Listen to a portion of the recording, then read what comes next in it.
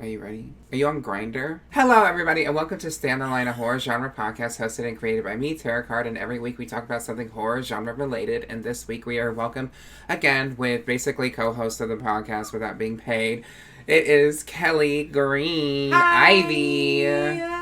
Hello there. Kelli, how have you been? What have you been up to? Well, I have been good. I've been working my day job, plus also trying to work on my own podcast because I'm inspired by your hard work. Yeah, and every Thursday we have a new episode. So, yeah, Kelli, anything new in your life? No, except I've been, more interested in some scary movies because of all of the podcasting and the reading we've been doing, and I noticed your Shudder account was actually still on my TV. And Wow. maybe I saw your Shudder account and I was like, maybe I should watch something scary, but I couldn't bring myself to do it alone, so there's that. But eventually. Don't you have a roommate and, there's a dog there? I could watch with Rue if Rue wants to chill with me for a whole movie.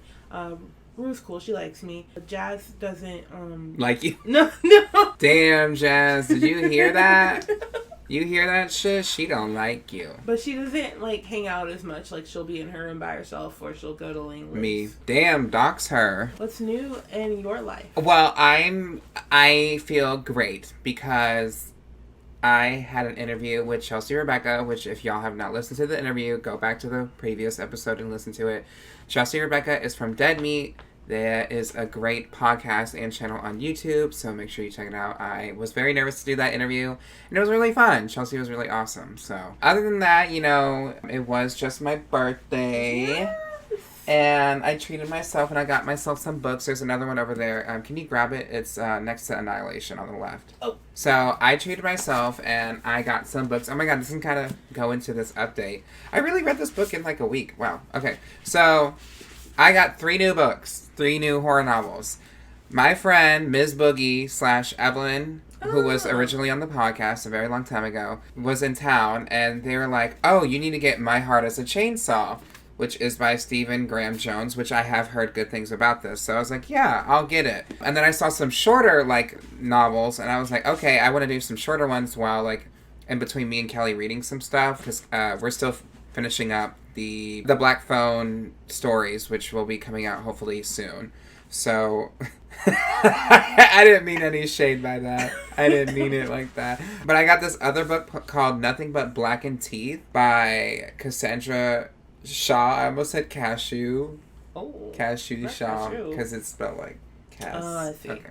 I'm just dyslexic too. Reading this one so far, it seems pretty interesting. I'm just a little bit in. And then the other book I got is Night of the Mannequins, which we will be talking about later. And it is by Stephen Graham Jones, an author I was recommended. So that will be very interesting when we get to that later in this episode. So Kelli, what are we doing today? So today we are talking about some spooky stuff. Just horror news, horror. Updates, and some horror-related things. Yeah.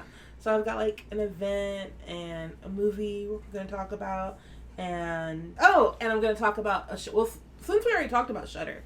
Oh, we're getting into it. Okay, go. So since Shudder, if you want to sponsor the podcast, please. Please. Okay. So Shudder is doing this movie special. They're not going to show movies. It's a series. Yeah, and it's a mini series kind of thing. Diva, top 20 divas. Right. That was on VH1. I miss VH1's countdowns. They were the best. Mm-hmm. They were. So, that's how I found out about Tina Marie. Ooh, really? Oh, I love the R&B one. It used to be my favorite thing to watch with my mom, actually. It's the way I know about so many movies, even though I haven't seen them, because I've watched all these things. But anyway, they're doing 101 greatest. Do you want to see who it's directed by? So it's 101 scariest horror movie moments. But the synopsis is, master filmmakers and genre experts celebrate and dissect the most terrifying moments of the greatest horror films ever made, exploring how these scenes were created and why they burn themselves into brains of audiences around the world. But I did want to say that's one of the interesting things I saw about it when reading the article, is that it will have, of course, things that you can think of. I'm sure it'll show you probably something with Jaws. Yeah, Jaws. That was actually in the trailer, so definitely Jaws. Oh, okay. Probably the shower scene of Psycho. Mm-hmm. But also they were saying scenes for movies that you probably wouldn't expect. They were talking about how one of the 101 scariest scenes is actually from Willy Wonka. So yeah, it's probably the boat scene. probably so. Do you know the boat did scene? traumatize the kids too. Yeah. Yeah. For the I wonder what recent movies do you think will be on there? And by recent, I mean probably like it, because like the last time that they did that Bravo one was probably almost a decade ago. So in the trailer, I saw Get Out. I think Get Out will be in there. Hereditary will be in there. Something wild. Well, hold on. It's like a cartoon, which I do love. Cartoons. It's a claymation. Is that? Claymation is made with clay and they move it. So that doesn't make it a cartoon. A cartoon would be like they draw it. Oh. Claymation is animated clay. So I actually had this conversation with my friends. I can't tell the difference between animation styles. They all look like 3D movies. So you think that like Courage the Cowardly Dog animation looks like Elsa animation? Mm-hmm. You think it looks... You don't see how one's 2D and one's made 3D? You know how like look at like you see how Princess Tiana was made, and then look at Frozen. Guys, that's literally the example that got me stuck. I said, because they said, "What's your favorite Disney princess movie?" And they were like, "Oh, but I mean like the 3D, not I mean the ones that aren't 2D anymore." And I was like, "I don't know what you mean." And I was like, "My favorite is Princess Tiana." And they were like, "No, I'm talking about like Frozen stuff." And I'm like, "How is Tiana different from Frozen?" Because it was made in a drawn 2D. I hear you engine. saying that, but they look the same to me. So Kelly, you're telling me that Wreck-It Ralph looks like SpongeBob? It's not the same. It's like more like something. It's just they add more shades. They have 3D textures to them. The others, like Mickey Mouse back in the day, it's just 2D like drawings. Cinderella. I can't see the difference. Okay. Yeah, how can you not see the difference? It's like seeing a 3D like version. This feels like some type of discrimination. So. How do you not know the difference? Is that like? Well, I did have a shape processing disorder. Like, I thought this was going to be like you're colorblind. It's like on the same aspect of I have a shape processing disorder. So you know when you're a kid and in elementary school, I don't know, maybe they did it differently. And you ate the paint chips? No. But when you have to draw the shapes that they drew on the board and they're like, copy this shape, I couldn't. Oh. So. Oh, Kelly. Yeah. All right, but so no, Wendell and Wild. Wendell and Wild is the other Jordan Peele produced movie that's coming out. And it's anyways, what else other scary movie moments do you think will be in the 101? The Shining, the blood elevator. Recent ones. Oh, recent ones. Probably something from the new It. Probably something from It. Yeah, I can see that. I can see the part 1, the giant clown will probably be in there. And then the only others, like the movies we've seen, I'm sure that, hey, you know what? Maybe Color Out of Space will be in there. I was just about to say, those alpacas, it deserves a spot. It might be in there. Who knows? Who knows? Thank you so much, Kelly, for that first little update that we got going on. When is that premiering? Oh. Is it? That would have been smart. Alright. I'm sorry. I'm fired. Okay, and this is the last time. It's 6:30 p.m. Okay. September 7th. Technically yesterday when they listen to this. So it's already out now, and I believe it releases weekly. So I think at the end of this month or in October they will have the tops announced. So I'm excited to see that. I see no reason why not to watch it. So thank you again, Kelly, for that hard-hitting, thoughtful information. Thank you so much. I have been intrigued by the Don't Worry, Darling, not the movie, because the movie has premiered at the Venice Film Festival with a current score of 39% on Rotten Tomatoes. Ooh. So you know it's good. It is directed by Olivia Wilde, who also is starring in it. She stars alongside Florence Pugh, Harry Styles, and Chris Pine, as well as some others. So, just to take a trip back on memory lane about why this movie is so messy. Originally, Harry Styles was not supposed to be in it. It was supposed to be Shia LaBeouf. Shia LaBeouf, if you don't know, is not a good person. Abusive, gave his ex an STI without her knowledge, abused her too. A lot of bad things. Not a good man. So, when Florence Pugh learned that he was casted, she was like, I'm not doing this if he is on board. I do not want to work with him. So, Olivia Wilde stated that Shia LaBeouf was fired from the movie. The survey said that was a lie. The survey said that was a lie. That was a lie. And we also got in the news a leaked video of Olivia Wilde, like, doing, like, basically, like, a Snapchat video to Shia LaBeouf that's, like, begging him to stay. And she was like, girl. she references Florence Pugh as Miss Flo. So everyone, like, even her stylist, Florence Pugh's stylist, when she took a photo of her, was like, Miss Flo at, Venice Film. Right. So we know who. So you know that, like, she's being kind of weird with Florence Pugh and was basically like, ugh, I'll just, like, make it work because I'll try to get her on board so that you can be in the movie. So, anyways, he's not in the movie. It's now Harry Styles. Harry Styles allegedly maybe had spit on Chris Pine in front of everyone. No, not everyone is sure, but it looks like he spit on him. And there's some tension between him and everyone else in the cast. And there is even, like, a rumor going around that he maybe got fellatio from Olivia Wilde because they're kind of dating. And Florence Pugh is friends with Jason Sudeikis, who was married to Olivia Wilde. She got served her papers. Her papers on set? On stage somewhere. Oh. She's like, is this something cool? Should I read this? And she looked at it and she was like, oh, okay, got it. In front of the whole audience. She got served her papers. And, the thing is that Miss Flo, may have allegedly seen Olivia giving fellatio to Harry Styles. We don't know if that's true. But this needs to be the next feud series because this is insane. Someone had a group photo of them all at, and they're all spaced out. Like, Olivia's here, Florence Pugh's over there. Florence Pugh has not been doing the press for this. She only went to the screening of the film and was like, that's it. That's all I'm doing. She's not sitting down and being interviewed. She doesn't want to do any of it. So I know she fucking hates almost everyone in this movie except for Chris Pine. I think Nick Kroll, who's in the movie. Chris Pine, funny thing about him, he does not have a smartphone. He has a flip phone. So when he was taking photos of Florence on the red carpet, he had his digital camera. Right. That was just me being like, I think this drama about this movie is going to be more interesting about the film. Don't Worry, Darling is supposed to be kind of like a thriller horror about... It kind of reminds me of Stepford Wives. So I might want to see it just because I'm like, is it just going to be a really bad movie? It seems like it. Yeah. Harry Styles in one clip that I saw had like 3 different accents in like a 10-second clip. So. Well, the thing about movies is that he enjoys the movies, and because you get to go to them, he gets to like go, because when movies happen, the best thing about movies is that you go to see a movie. Right. And then when you see it, it's there. It's like a theater film. Mm-hmm.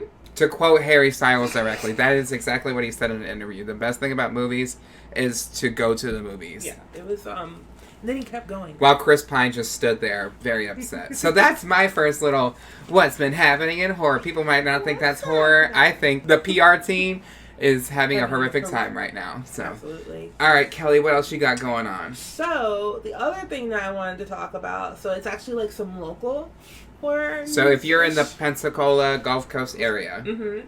If you're in the Pensacola or Gulf Coast area, then you can check out, actually starting in October. Tickets go on sale September 13th, 2022, for what, you might ask? So, historic Pensacola, which is like, if you go downtown in Pensacola, they have these historic houses, museums, etc. Well, they do a series of tours, and they're all like spooky. So that's why they don't happen until October. The first date being October 14th. But it's like... My birthday. Why did I pause? Like, shut up. It's not my birthday. I was like, really? But by your terms, Kelly was on the podcast 3 weeks later. I was like, it's my birthday, so I've been a little tired. I'm like, Kelly, your birthday was the beginning of August. It is now the end of August. Anyway, they have the Murder and Mayhem walking tour. So what happens? You get murdered. No, I'm just kidding. No, you learn about murder and mayhem in the city, but it's really old. Because I feel like I'd be uncomfortable learning about, like, yesterday this happened. No, but it's like, who got arrested here that was a famous murderer? Oh, Ted Bundy. Ted Bundy. You think I'll be talking about him? No, we actually don't do that. It's more about stuff that happened in the historic area. So, like, the 1800s, 1700s stuff. Probably some racist shit.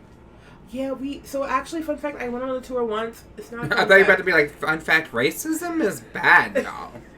It's actually not a fun fact, but there was one stop on the tour where we stopped and saw where a man was hung. So. Oh, that was this tour? Oh, so are they just doing the same tour, but they're just advertising it as like it's spooky? No. That was for that. It was specifically for that tour because they were like, you know, he might haunt these trees. They also had other murders where like this woman slighted some man and he stabbed her and her family and stuff like that. So, and then there's ghosts, and there was like a prostitute ghost, and it was just all kinds of interesting things. Are you a normal ghost or are you a prostitute ghost? And then they have the Seville Spirits Walking Tour, the Charlie of the Doom Tour, and then the Adults Only Red Light Tour. That's where you get to learn a lot about the prostitution that was on Palafox and stuff. Like that? Mm-hmm, basically. So, yeah, they've got tours, and all you have to do is go online to the Historic Pensacola, and you can get your tickets, or you can go to one of the museums and ask them about their tickets. What are the reviews like, Kelly? So the reviews are all pretty good. Like, I'm seeing 5 and 4 star reviews on the museums. For instance, one was, the casual way everything came across, you don't feel rushed at all. I enjoyed everything. My grandson liked it so much, he wants to come back, so I'm guessing that was not the Red Light Tour. Because you couldn't. You don't know how old her grandson is? Oh, He could be true. 23. Yeah, he could be a whole grown man. So yeah, or locals will enjoy. But I think other people than locals will enjoy. So yeah, I mean, it has good reviews.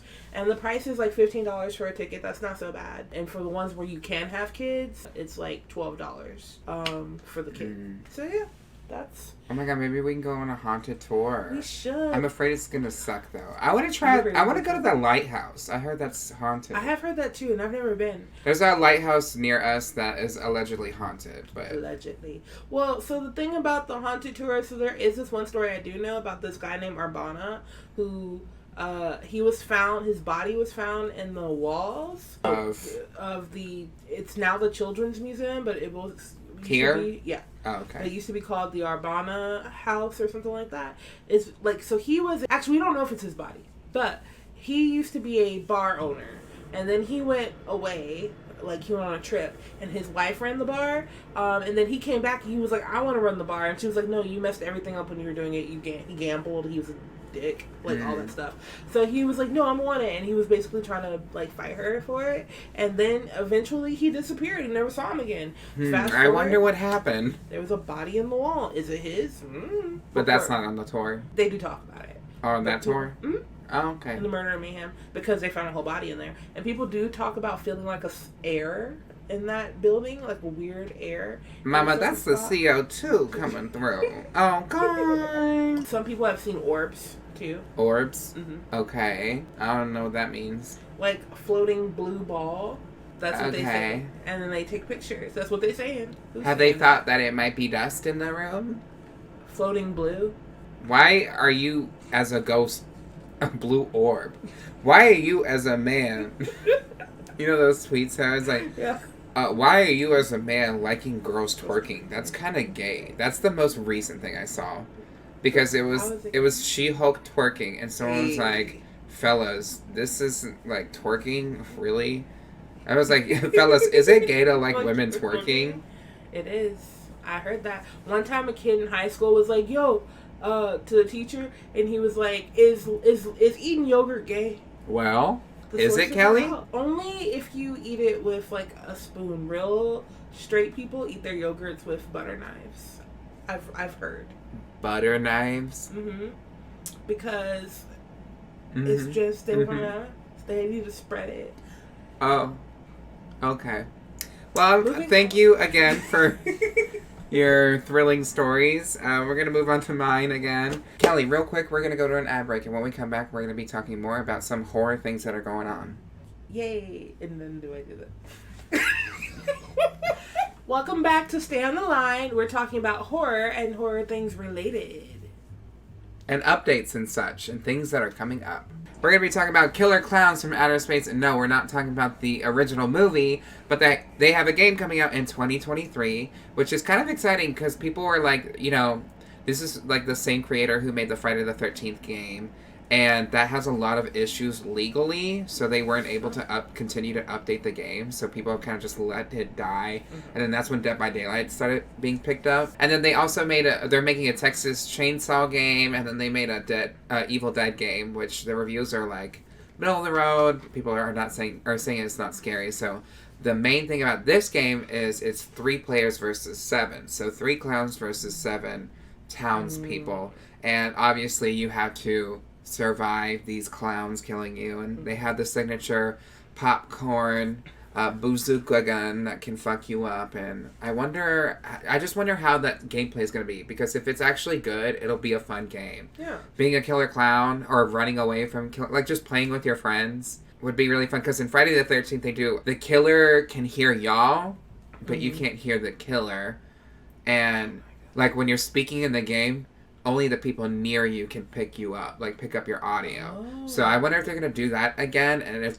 that the killers can communicate with each other, but to the players it's just like gobbledygook, you know? So yeah, it's the executive director from Friday the 13th. It's produced by Terrah and Good GS Entertainment. I can't read my own handwriting. But yeah, I'm just excited to see how this game will play out, because I think a lot of people are saying like, that's like the thing that makes us different from the other horror games is when you watch Killer Clowns from Outer Space, you're like, this could be a video game that would be fun. So I wonder, okay. I hope they nailed ahead on this, because I think it would be pretty fun. Because there hasn't been, I'm kind of over Dead by Daylight. I know a lot of people, there's even streamers who just only play Dead by Daylight, and I feel like it gets repetitive. So I would actually love it if they just connected all these games into, like, together. Friday the 13th, the Texas Chainsaw, Killer Clowns from Outer Space, Evil Dead, because they're all kind of from the same period, and they're all made by roughly the same engine of people. So it's like, why not have it as a bundle where it's like, do you want to play this or this? So. Oh, I thought you meant like combine it within the game scenery. So that's my little thing on Killer Clowns from Outer Space. It's coming out in 2023, so if they need a voice actor or if they need me to be a clown for their promo, I will do it. I've been a clown before. Let me get before. I mean, like, you still ain't a clown. You look like a clown to me. That was oh. Oh. I meant. Like, oh. I've never played a scary game though before. I feel like, well, no, okay. I tried to play one once. What was it? It was like something where you're on a ship or when and so you had to keep switching though, like there was a different character, and then they would do something, and then now you get to play as your character and make some moves and ask them questions, but we didn't finish, so I don't even know what the point of. I thought it was gonna be Resident Evil Revelations, because that's a fun game, but I don't think. Be. No, I don't think it was that. You would have gotten real far to switch to a different character. Oh.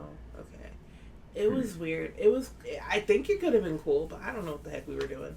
But, who are you? When did you play that? It was Langley and Willie. Okay, we're going to have to ask Langley what that game was. Langley is a mutual friend that we have, our D&D master. Shout out to Langley. Our dungeon master. I love that game. That's the voice that Kelli put on for her character, Leah, when the first time we played it. But then, the second time we played it, Kelli suddenly lost the voice, so I said in mid-game, hey, y'all notice how this bitch just she changed her voice when she felt like it? So. And they tried to have their character punch the voice out of me, and literally rolled like a 2. So I rolled a 1, and I like punched the wall. You should have died. You should have punched my voice so bad. First of all, I think you rolled a 1 at one point, and I think you should have and I think the DM was just being nice, but you should have just died. It was with an arrow. I think you rolled a 1. I was like, girl, if Langley wasn't nice, you would have tripped and just shot yourself in the fucking head. Langley was like trying to get us killed, I feel. She wanted us fucking dead. She wanted us dead. Yeah. That we were talking about is this movie called, oh my gosh, it's called Barbarian. I'm going to pull up the cast because I know that you didn't do it. Oh, no. So yes. So Barbarian, it stars, so it's already out apparently. It just came out. Georgina Campbell and Bill Skarsgård, and Justin Long is there too. And so it's about a girl who... And it was directed by Zach Kreger. So this girl named Tess is a woman staying at an Airbnb, and she discovers the house she has rented is not what it seems. So first of all, I watched the trailer just a couple minutes ago. Kelli looked mortified the whole time. So she knocks on this door for the Airbnb, and like this guy opens the door, and she's like, "Who are you?" And he was like, "Who are you? I rent this place." And she's like, "That's impossible. I rented it out a couple of weeks ago, so blah, blah, blah." And he's like, "Oh, well, let's see who we can call and figure it out. It's another superhost." No, I'm just kidding. Anyway, I guess they make their calls. I don't know. It's a trailer. So basically, obviously, they can't figure out how to fix it. And so he offers her to stay there. And she's like, no. But he's like, "I don't know if you've seen this neighborhood, but..." Lady, you're the one who rented this place out initially. Did you not look at the neighborhood? That's true. Like, is it that day? I mean, and maybe she didn't drive here. Maybe she Ubered here, because drive to another neighborhood. Don't stand outside. Like, I didn't think that was the alternative, to just stand there. But, I mean, of course, if she paid money for this, then it's likely that she can't afford to go somewhere else. I mean, I couldn't. She's like, she finally goes ahead and she's like, "I'll stay here." He says, like, the room you're in locks, so you can lock your room and you can pick whatever room you want. So but doesn't she, like, sleep with the door open? No, so she locked her door. Like, they show you, like, in the trailer, it's like a lock. And, like, she locks her door, and then while she's sleeping soundly, there's, like, this noise, and then someone running by, and she gets up, and her door is open now. Like, her door is open. No one's come in.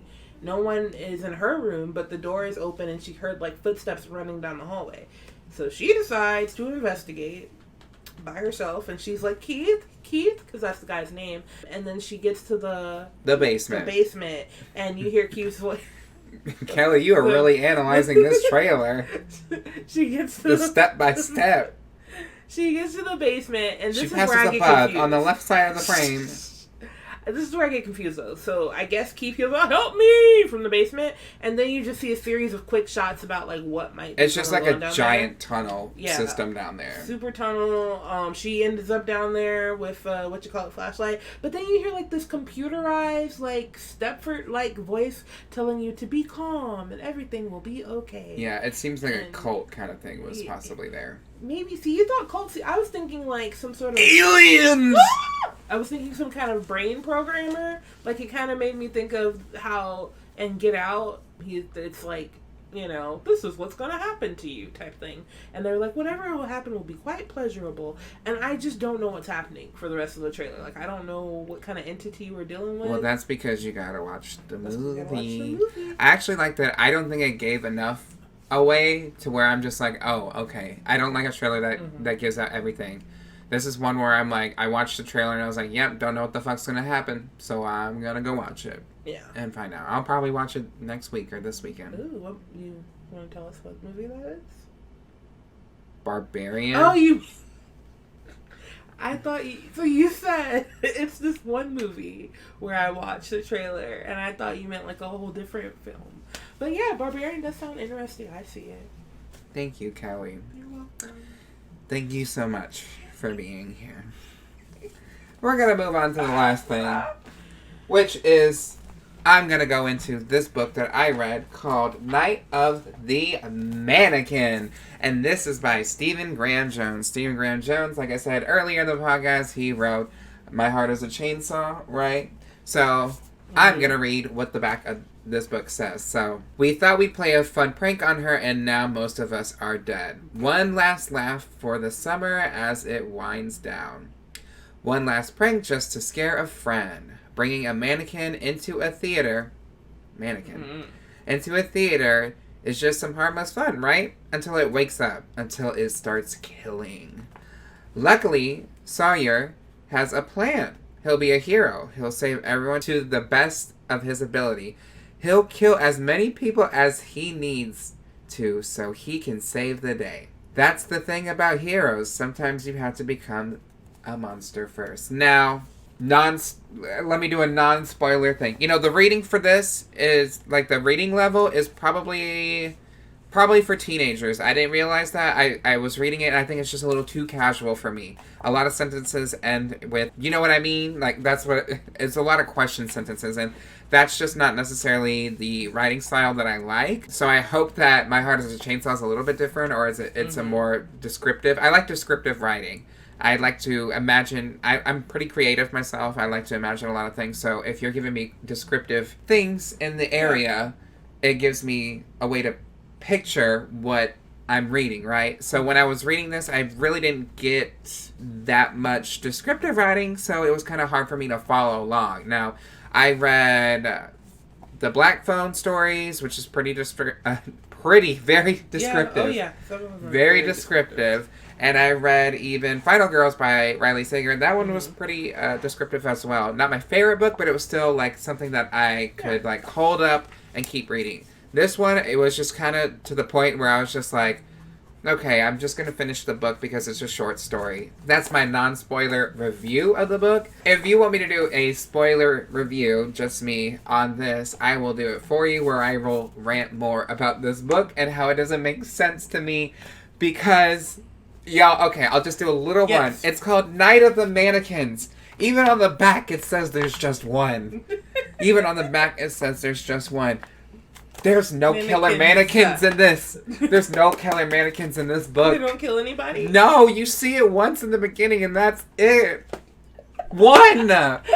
You only see one in the beginning, and that is it. Maybe we do not get it. She was killing it. Where do we see that most of the friends are dead because of this mannequin? When did that happen? I can't be the only one who thinks this. The reviews on this are like decent. They're like 3.5 out of 5. Did you go look at the 1 stars and see what they said? No, because I try not to look at 1 stars and 5 stars entirely because like obviously, if someone hates a fucking writer, they're gonna give them the worst review, or if they're biased as fuck, they're gonna give them a high review. Yeah. So, like I said, like, not to drag my friend, I've heard good things about My Heart is a Chainsaw, and I hope it's written different. I'm just but saying, this was... What? Okay, what are you saying? Now that you've read it, maybe just look at a 1 star just to see if anyone agrees with you. But I don't want to look at someone else's opinion on something until after I've read it. I'm saying now that you've read it, like, see if you're the only one that thinks that. Before I bought it, I just looked at the general. I don't even look at reviews before I buy stuff. That's probably a downfall. But although sometimes books will have these bad reviews, and it actually makes me want to read them even more. And then you read it, and you're like, huh. Should have listened to that review. Now, what type of... before we close out, I'm going to ask you, like, what's the type of writing that you like in your book? Because, like I said, I like descriptive writing. And that's why I do like books like Annihilation, where it's like... and even Final Girls does this by Riley. Is that it's third person, descriptive, then first person, a little descriptive, / casual. Third, first, third, first, third, first, third, first. I like writing like that. This is entirely first person. It's a little too casual for me. And I did start reading the Black and Teeth, and it's casual, but it's a little bit more descriptive, which I like. It's not like I'm reading, I don't want to sound rude. It doesn't feel like a teenager wrote this, you know? This feels like, and I understand that's the perspective, that it's a teenager, but I can understand that some teenagers don't all sound like that. So. I do like descriptive. I like dialogue, though, because I think because my attention span is so short, if I feel like I'm watching a conversation, it can kind of help me. But I do like descriptiveness. Like, I want to see the scene in my head. I want to know what they look like. I want to know what the scene, like, I want to know what the important things look like what kind of image I should have in my head. I like imagery a lot. But I also like dialogue. I like imagery-heavy dialogue. Like, don't just say... they said, but tell me, you know, like, I will say there was, like, good analogies, like, not good analogies, but, like, some nice, like, descriptive ways. Oh, wait, no, I'm confusing that with the other book that I'm reading. Dang, it was actually, but, you know, some good part. I'm gonna give him another chance. It's a big-ass book, though, but so I'll have to get that another time. Big and juicy. Me and Kelly will be reading Annihilation next by Jeff Vandermeer after we... do Black Phone. Kelly procrastinated. Okay, yeah, so your thoughts on reading? Like, I can't feel like I'm waiting too long to see something happen. Yeah. Like, I will say Final Girls, like, some stuff got happening. Right off the bat. Yeah, it's like boom, boom, boom. And that's one of the things I do like about us reading these short stories is because they are short stories, there's only so long you can go without some action. Mm-hmm. Unless it's one of those weird stories that actually doesn't have any action. But we'll talk about that later. I feel like this book... I don't like to be lied and I to. will say, like, they're like, this prank went terrible. The prank wasn't that egregious. It was a mannequin in a theater. They made it seem like they put a pipe bomb in the fucking mannequin and killed 10 people. That didn't happen. They didn't kill anyone. They didn't hurt anybody. So, what is this egregious mannequin prank? Was killing it. Well, he didn't. The mannequin was not killing it. The mannequin did nothing. So, yeah, I wanted to include that in this horror update because that's a book that I read. And if you want me to do kind of like a more in-depth review, just let me know and I'll do that. I'll probably, yeah. So, Kelly, where can we find you? You can find me at Kelly Green Ivy on TikTok, Instagram, Twitter. Yeah. And you can find my podcast on Spotify or Google or anywhere you listen to podcasts. It's called Pick It Apart. Kelly. Come on, Kelly. It's called Pick It Apart. No, it just seemed like you choked on your words earlier. You're like, you can find... My podcast on those things, it's called Pick It Apart. And that's where you can find me. And my podcast will be starting back up its second season in October. All right, and I'm Terrah Card. That's TerrahCard. You can find me under most platforms under that name. You can find this podcast under the name Stay on the Line Podcast on most social media platforms. On Twitter, Stay on the Line TC, which, oh my God, I forgot to say, in the last episode, we were like, oh my gosh, Missy Elliott is amazing. She should direct a horror film. And I told Chelsea, I was like, I'm going to tag her because we're followers of each other. We're mutual followers. She will see it. And Missy saw it and she was like, I love horror movies, but my friends never want to watch one with me. And she wants to direct a horror movie. So I feel like we need to make a change.org petition to get Missy Elliott to direct a horror movie. Yes. Even if it's just a short or even Jordan Peele just did a revamped version of it. Oh, Twilight Zone? Twilight Zone. Could you imagine Missy Elliott narrating a cool Twilight Zone kind of show? I would love that. Yeah, or just directing I don't know. I want to see it happen. So, and Missy Elliott wants to see it happen too. And if you need extras. Yeah, if you need extras, Missy, let me know. My BFF. Or if you want to just watch horror movies together because you said no one watches them with you. True. So, if you love this podcast, make sure you leave a rating and review on your listening platform, either Spotify or on Apple Podcasts. I don't think Google does any reviews like that. But it would mean a lot if you do that. If you want to join the Patreon, you get video additions to the podcast. You're about to get a bonus review by me, I guess, of the mannequins. Mannequins. You know, and I can never fucking spell mannequin confidently. I need autocorrect. So maybe I'm the real dumb bitch. Maybe there were mannequins in there all along and you didn't see it. Work. All right. Any last words, Kelly? I love my family. All right. The mannequin was inside you all along. Honestly, without spoiling it, that's very accurate. Yeah. That's the tagline. That's very accurate to how the book ends. That's very accurate. Kelly has not read it at all. But I know about it. That's very accurate for how it ends. Okay. Work. I'm Terrah Card. And I'm Kelly Green Ivy. And make sure you stay on the line. Bye. Bye.